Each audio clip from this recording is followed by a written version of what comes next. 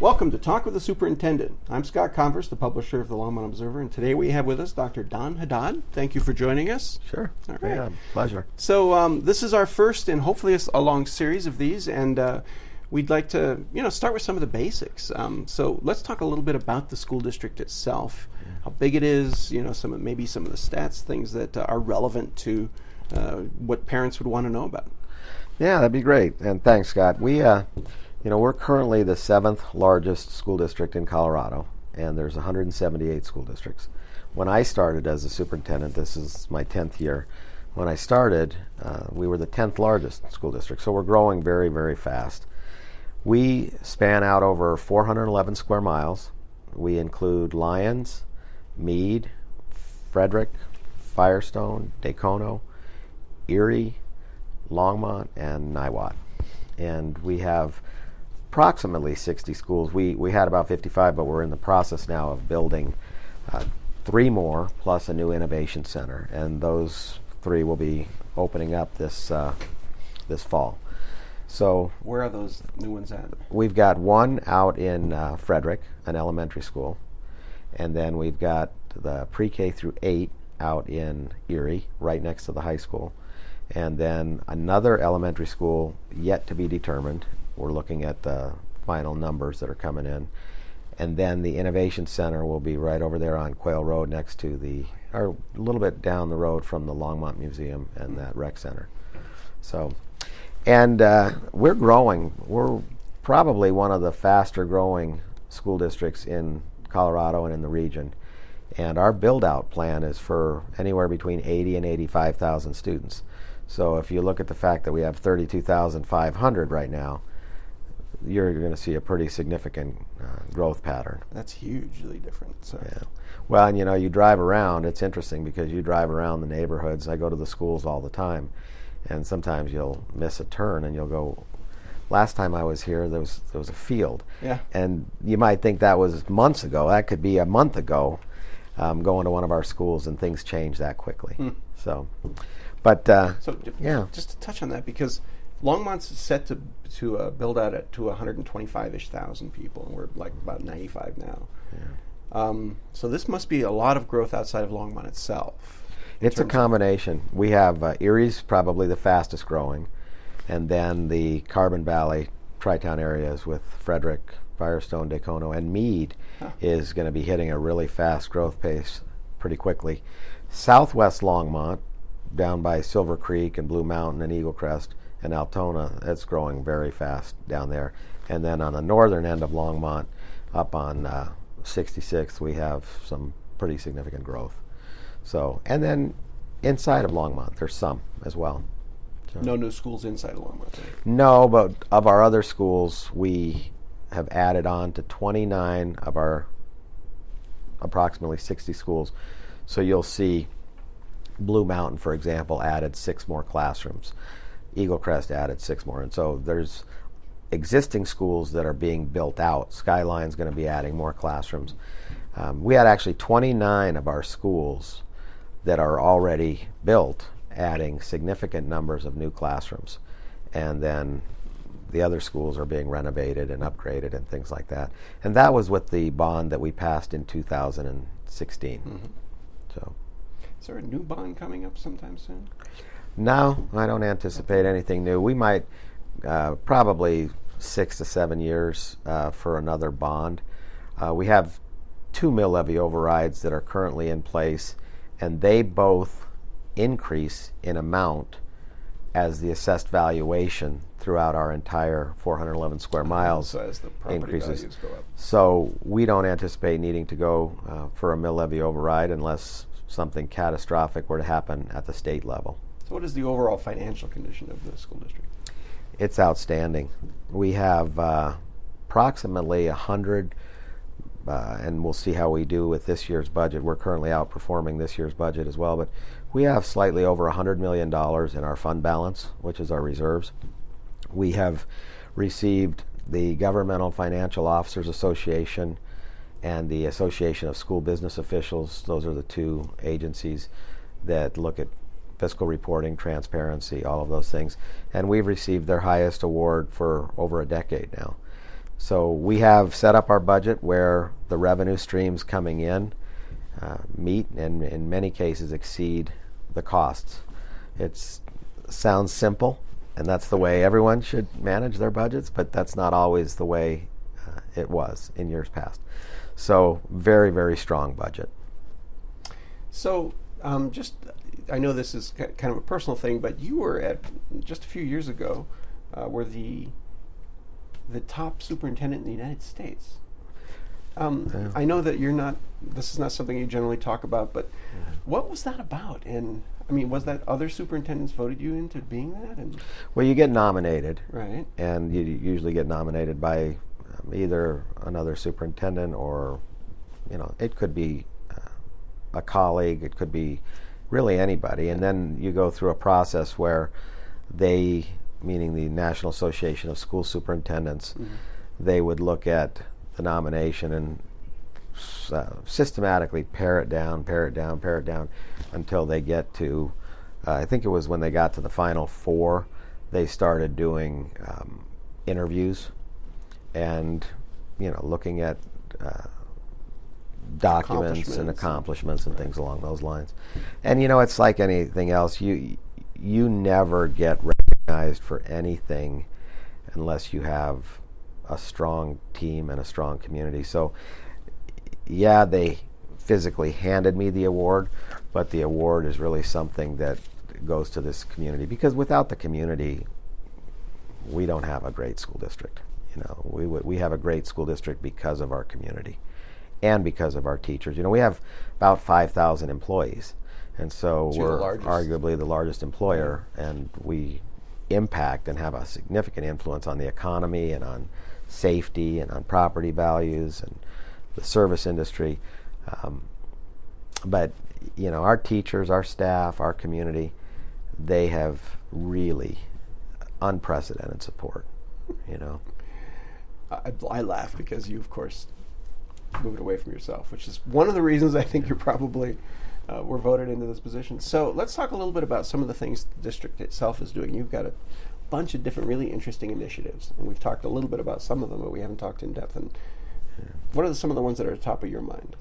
Well, let me share with you what our strategic priorities are. All right. And they have not changed, because one of the things that I've always, prior to becoming a superintendent, I always wondered, how is it that someone's strategic priorities change so dramatically every 3 years? Because at the heart of what we do, it's whatever's going to be in the best interest of our students and our community. And those things don't always change. You drill down deeper on them. But we look at a strong Board of Education, because you have to have a strong, and not a Board of Education that agrees on everything, but a Board of Education, they absolutely agree on the fact that it's all about the students and the teachers and the staff. And that's been really solid with our board. They'll look at different issues from different perspectives, but they never move away from the students, the teachers, the staff. Whatever's in their best interest, we're going to come together on that. And that's not the way it is across the board with other superintendents that I visit with their boards of education. There have been some very public fallouts in different districts with boards of ed. Even a recall, I think, in Jefferson County a year ago. So you see the turmoil that can be created. So we're very fortunate. We have a great board. A few years back, they were nominated and selected as the Board of the Year for the state of Colorado. But outstanding group of people. We also, to your question, look at the finances.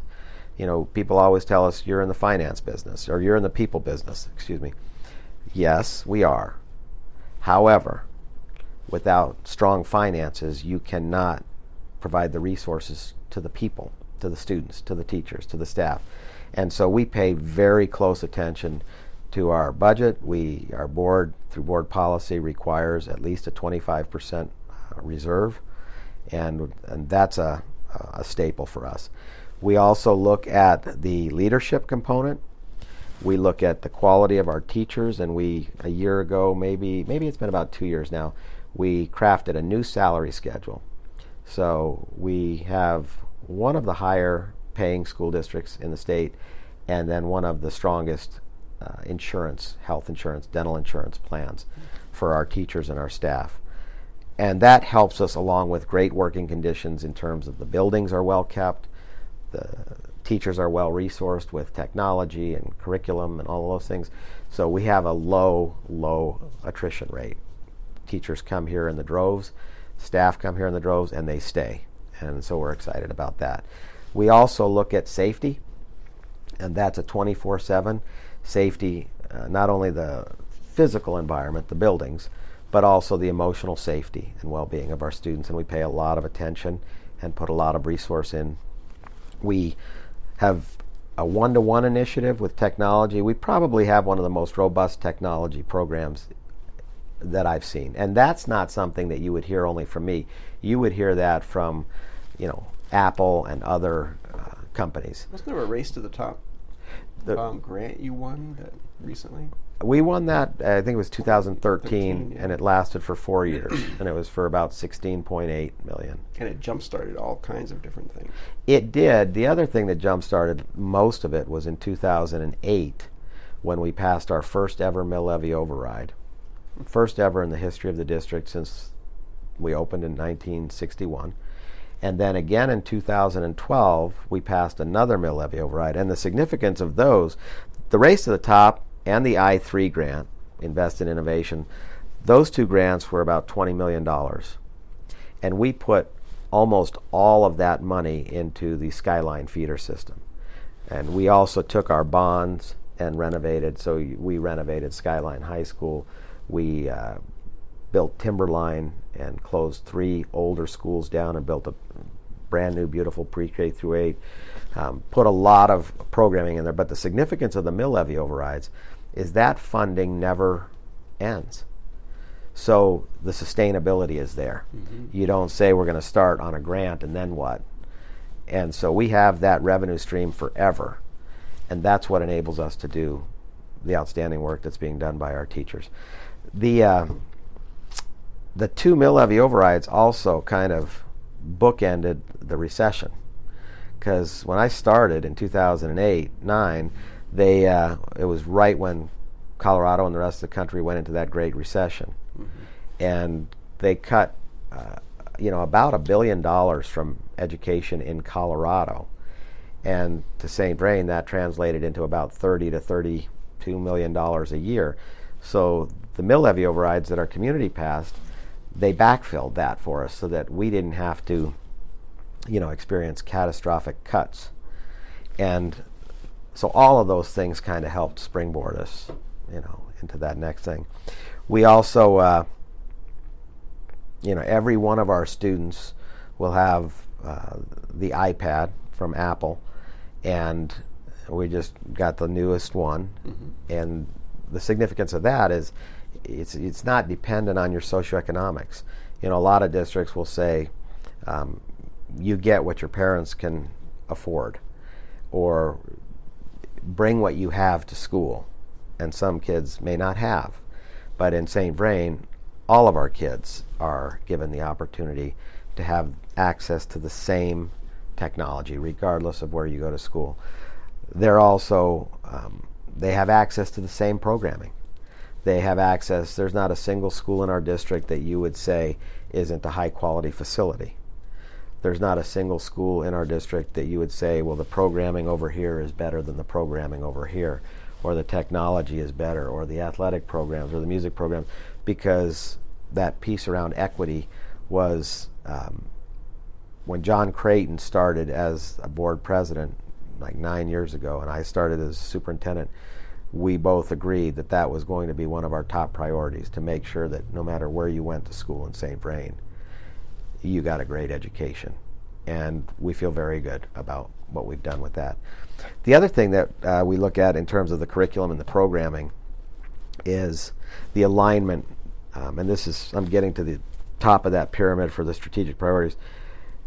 We don't want there to be a shoot from the hip approach to educating our children. That's why we have our brand, Academic Excellence by Design, because we look at the standards, they align to the curriculum, which align to the instructional practices, which align to the ways in which our students are being assessed and measured. And that means if you go to a school on the east side of our district, a 7th grade social studies class or a 7th grade social studies, you're going to see a core program and a core curriculum that you are not going to see, well, how come they're learning this over here and they're learning this over here? And it's not dependent on the new idea of the day, so to speak. It's excellence by design. And our curriculum department has done a lot of work around that alignment.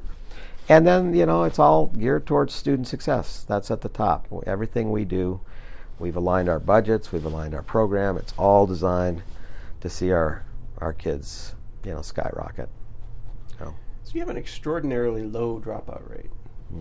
What's this? How did that come about? We do, and our graduation rate. At a national level, it's extraordinarily low. It really is, and I think it's about several things. But when kids have opportunities, and they have hope, and they have a future that they can see, and that comes in the way of, gosh, I'm going to a great-looking school. It's safe, it looks good, it's clean, it's it's current. I like going there.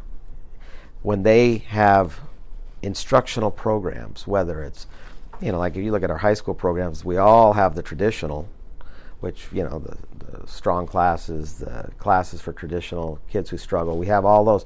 But on top of that, we have focus academies. So we have an aerospace academy. We have a medical and biosciences academy.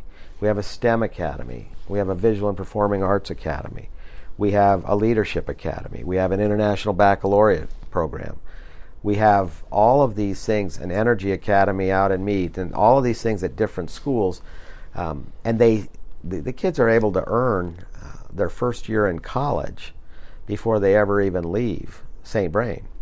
This is in all the high schools? In all the high schools. And so what you have is, kids have opportunities, and so now their financial barriers have been lifted or at least mitigated. One of our most recent programs is Pathways Through Technology, and it is a 2-year program where students, after they graduate from the 12th grade, they stay with us for 2 years, and it's in partnership with IBM and Front Range Community College. At no cost to the student, they get their associate's degree, and then they are first in line for jobs at IBM. And it's a program that is primarily for students who struggle socioeconomically. So we have literally hundreds of students that will be going through, and now we're opening up a second one out at Frederick High School. So this one is at Skyline. The second one will be a biomedical program. This one's computer sciences at Skyline. Biomedical program at Frederick, and then when you hack cybersecurity. So 3 college programs in addition to all of the AP classes that give college credit and the IB classes and the concurrent enrollment. And we literally have thousands of our kids graduating from our high schools with either 1 and 2 years under their belt with college at no cost to the student. So you have a new kind of facility that is tied to this as well, that you guys are calling an innovation center. Mm-hmm. So tell us a little bit about what is that innovation center, and it's opening, I believe, soon? August of this year? Yeah, 2 months. Okay. Yeah. Fantastic. We And definitely want to talk when that happens. Yeah, you guys should really come and see. We're going to have a grand opening. It is going to be a state-of-the-art, probably, I'm not sure where you'd find one like it anywhere in the country. We currently have one that's about 6,000 square feet over at the Career Development Center. Mm-hmm. This one's going to be between closer to 55,000 square feet, 2 stories, and it will have... It's a standalone building. It's a standalone building, and it will have numerous corporate partners, and we will have numerous corporate partners, and we'll also have pre-K through 12 access to it. It'll probably be open in the evenings and on weekends for community members to use as well. So we're really excited about that, and you'll find programs like aeronautics, artificial intelligence, aerospace, virtual reality, augmented reality, computer science, coding, data analysis, cybersecurity. All of these industry programs and partners will be with us. And we are the only school district in the United States where our students can get Apple certification. Huh? And you would just be blown away at these kids. You know, I always say that the 9th grade today is like when we were Senior. freshmen in college. Oh, geez. Okay. You know, that's how sophisticated these kids are and smart. What are some of the companies that you're working with on this? You've mentioned IBM. Well, we have a whole host. You know, you've got Discovery Ed, you've got Apple, you've got IBM, you've got Toyota, Spark Fund, you've got Esri. We have over 70 corporate partners now, and they're not all working with the Innovation Center. Xilinx works with us. They're all involved in the school district. They're all involved in the school district. Yeah. So what are some of the other initiatives that you guys have been working on? I know, for instance, that we have a large Latino population, for instance, in Longmont, about just under 30%. Yeah. You have a whole bunch of things that are focused on helping them succeed. We do. You know, we're one of the only school districts in Colorado, and probably at least large school districts, that in every one of our elementary schools we have a high-quality preschool program. And in every one of our elementary schools, we have a high-quality full-day kindergarten. And the significance of that is there's really powerful research on the brain developing in the early years. And those kinds of programs, if they're not offered in the schools, are extremely expensive. And so if you have kids that struggle socioeconomically, regardless of ethnicity, they struggle socioeconomically and they could not afford that otherwise. We have that for all of our children. That has really helped. It's helped all of our kids, and we've seen our the gap closing with our Latino students. That early childhood piece is strong. The other thing that we were doing, we had extended in our Title I schools the learning out 6 or 7 weeks into the summer. Title I school, again, is? And they have about 75% or more of the students are at or below the poverty level. So this is just for our broader audience. It's for a broad, yeah. And so, but, and all of our Title I schools now are performing at one of the 2 highest levels of the state's accreditation. And you won't necessarily find that. And it you know what it does, Scott, is it breaks down that myth that kids who struggle socioeconomically can't still achieve at a high level, because we're proving that they can. Mm-hmm. And we're very proud of that. We also have the P-TECH program that I shared with you. It's predominantly what does that stand for? Pathways Through Technology. Okay, and it's the one with IBM. And the overwhelming majority of our students in that program are Latino students. And, you know, to be able to get a 2-year college degree at no cost, that is at no cost to the student. Right. It costs us, but it doesn't cost the student. But it's an investment. And so, you know, we're very, very proud of that. We put the first $20 million that we had through those grants, and then millions more through bonds, to renovate the areas in our district that were the facilities and the programs were lacking. And those programs just happened to be where we had higher populations of Latino students. And so when you ask about the dropout rate with any of our kids, I attribute it to the programs, to the opportunities, to the facilities, to all of the things that our children have access to now, that if they didn't have access to it, you would see dropout rates go up, you would see discipline rates go up, you would see graduation rates go down, you would see test scores go down, you'd see kids who are enrolled in advanced placement courses drop, you would see kids who are enrolled and participating in sports and music and all of those wonderful programs drop. If you don't have those, and kids don't see a viable opportunity, it leads to dropout. It leads to discipline. It leads to a lack of, hope. And we're proud of providing that to every one of our 32,500 plus kids. And that's why I see, and we've got phenomenal teachers that are connecting with kids. They're connecting at a real strong level and building relationships. And all of that leads to, reduction in those dropout rates and things like that. So some of the so what kind of things would you like to see improved with the school district, and how can the community help in that? Yeah. Well, one of the things that I believe is, and I'm kind of disappointed in the trend that I'm seeing around Colorado. Right now, out of those 178 school districts that I mentioned to you, half of them are on a 4-day week, and they cite budget problems for that. I think that is a problem that's going to surface several years down the road when you reduce a child's opportunity to be in school. If I had my way, I would not have a 3-month summer break. Now, you're not going to be popular with the kids now. No, but I'm going to qualify that. Unless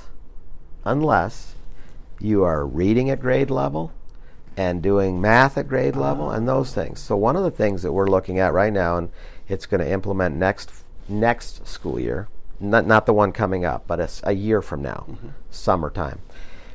We're looking at all of our first and second graders across the whole district and identifying our children who aren't reading at grade level, and we're going to provide opportunities then for them to go to school throughout the month of June, focusing on their reading and their math, and then to start school in August earlier by about 2 weeks. Because so about 6 weeks or so. Yeah, and the research is clear, and I did a lot of this work with my dissertation, but it makes sense anyways. When you have 3 months off, if you're finishing the second grade, let's say, right, and you're reading at grade 1.5, first grade and a half, so you're not reading at the second grade level, even though you should. Now you take 3 months off, and you start school now reading at maybe the first grade level, going into the third grade. And that's why year after year after year you see this gap widen, because you're putting summer on top of summer on top of summer. And so this approach, we believe, will mitigate a lot of that. And as kids get into that third grade and that fourth grade, and they're reading strong and they're doing math strong and all of the other things, their likelihood of big time success just increases significantly. Yeah. And the beauty of having such a strong community that supports us and a strong budget is we can afford to do that. So we're excited about that. We also have, we're building out our early childhood programs. We've got 2 early childhood centers, one over at Mountain View and one out in the Tri-Town area at Spark. But we're building out. I've been there. It's a beautiful school.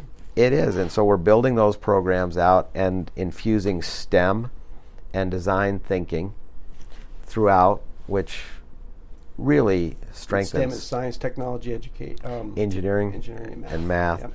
And the design process is where students identify a problem and they empathize a problem, then they ideate solutions for that problem, they develop a prototype, they test it, and then they revise it. And so it's a much more complicated thought process. And a lot more like the real world. Versus we're going to sit and get and memorize. Right. So that's another thing that we're doing across the entire system. We're also, interestingly enough, this is kind of a fun one. They're all fun at some level, but we're building a mobile lab, and it will be not a school bus, but a large bus, charter bus, but that will have sides that probably open. But inside of it, there will be all kinds of technology, the artificial intelligence, the augmented reality, the virtual reality, the iPads, all of that. And then obviously the bus will be wrapped, so you'll see what it is from the outside. And we will take the bus, to the mall on the weekends and let parents experience the technology. We might take it down to some of the major sporting events on the weekends. If we can get in partnership with like the Broncos, we'd love to do that, or the Rockies, and let people experience it, or to an event like, a Taste of Colorado, and really just continue to promote this 21st century great educational program.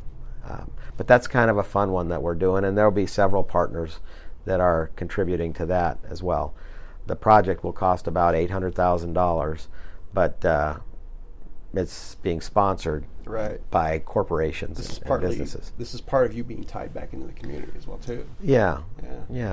So, and there's just a lot of those kinds of things that we're really, we're really excited about. So there's as you know, there's not to throw cold water on things, but there's a lot of safety issues that have come up recently. With all of the different school shootings, and parents are a little scared.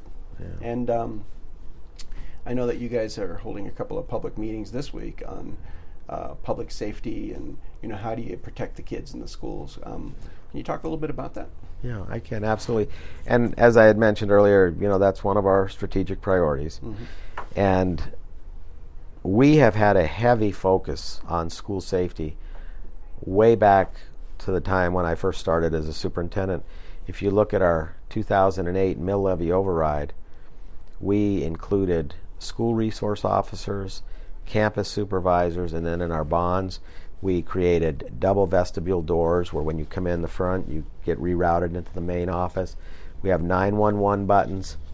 We have camera phones where you have to buzz them, and this is all parents, the schools. All the schools. You have to buzz them, and then parents will show their ID, or whoever shows their ID. We have security cameras on the outside and on the inside of all of our buildings. We have school resource officers in partnership with all of our jurisdictions, whether it's Frederick or Firestone or Longmont. So the school resource officers are actually police officers that work for the police force in that city, right? Right, but we split the cost of the salary for the police officer with the jurisdiction. And that's a tremendous program. And we have drills that we do all the time. Now, what you're referring to, this last year and every year, we had 8 safety meetings in the fall. We had 4 safety meetings this spring. And the 2 safety meetings that you're referring to this week are in response to a proposal that was brought to us by Boulder County Sheriffs. Now, Boulder County Sheriffs, they support us in Niwot and in Lyons, because Longmont is supported by Longmont Police and so on and so forth. And they said because of the distance and the response time to get to Lyons or to get to Niwot, they proposed to store a semi-automatic long rifle in a locked heavy-duty safe that could only be opened by a fingerprint.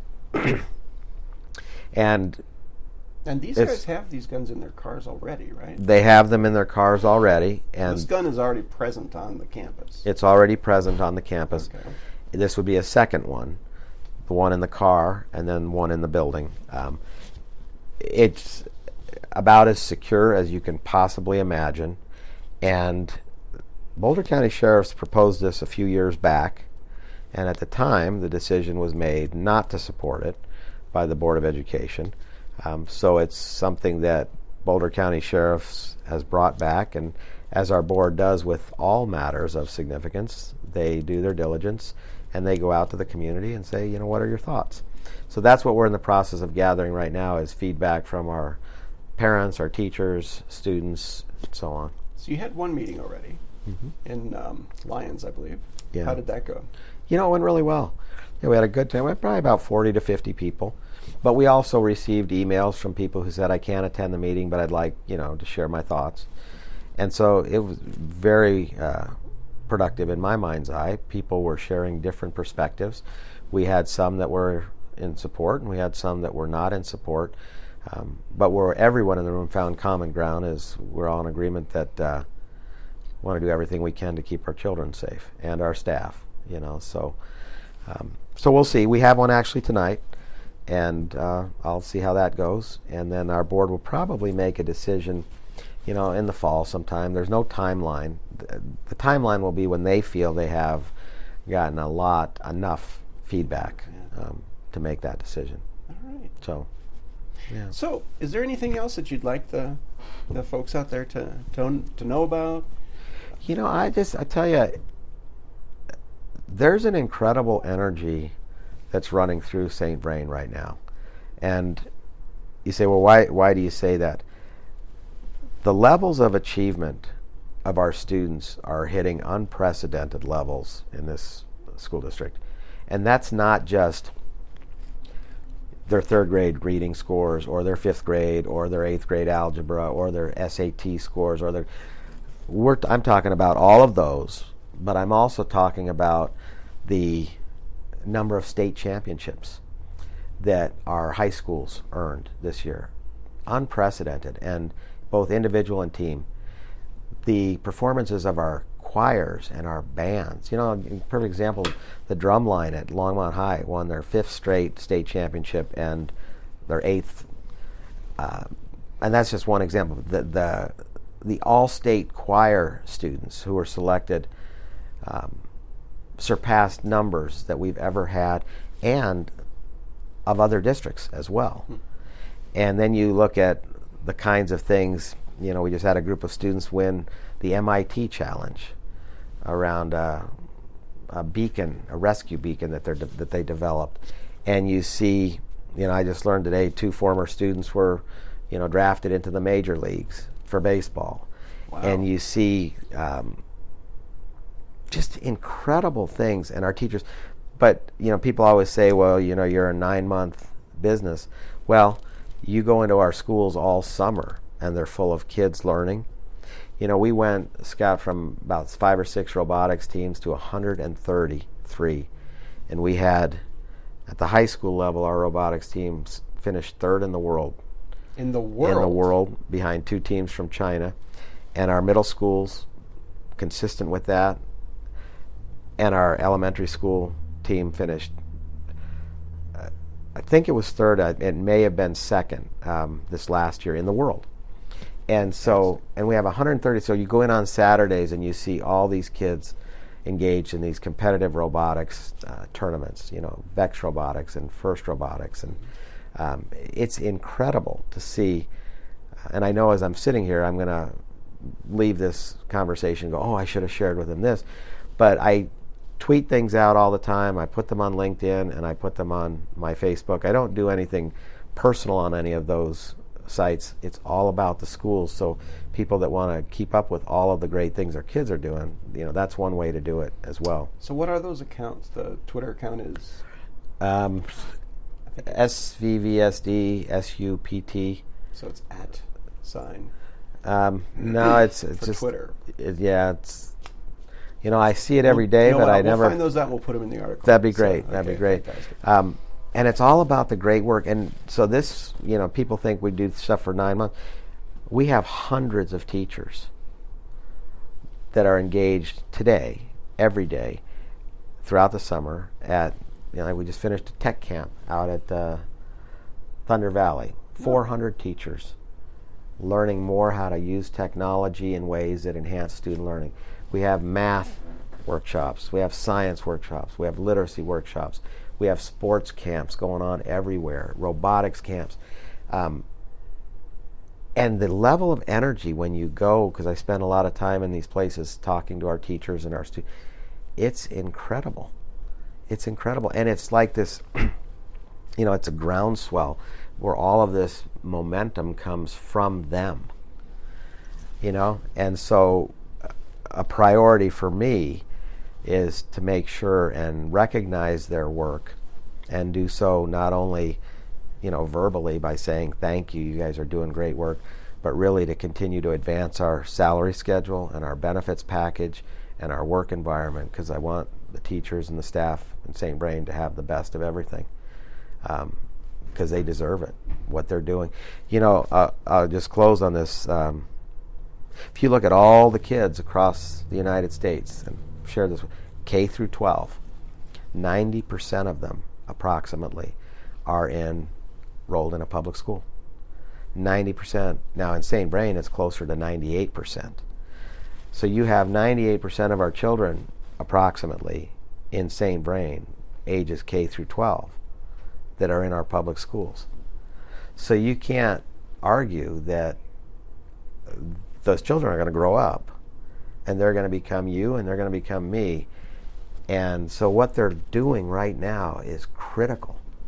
So because our community is going to be dependent on their experience in their public schools. And as a country, I don't know how you can not agree when you have 90% approximately of your children going through public schools. And fast forward 2 decades, and now they're all young adults and middle-aged adults. That's the heart and soul of our country. And so for me, this job is it's an incredibly honoring job to be able to have even a little bit to do with, providing our children with these amazing opportunities. You just wrote a kind of an editorial piece on this. Yeah. Which we just published, by the way. No, I appreciated that. On the Longmont Observer, so check that out. It was a brilliant piece. I loved it. So fantastic. Well, thank you so much for taking the time today to talk to us. You bet. And we look forward to doing this with you in the future. I really appreciate it. And thank you all very much.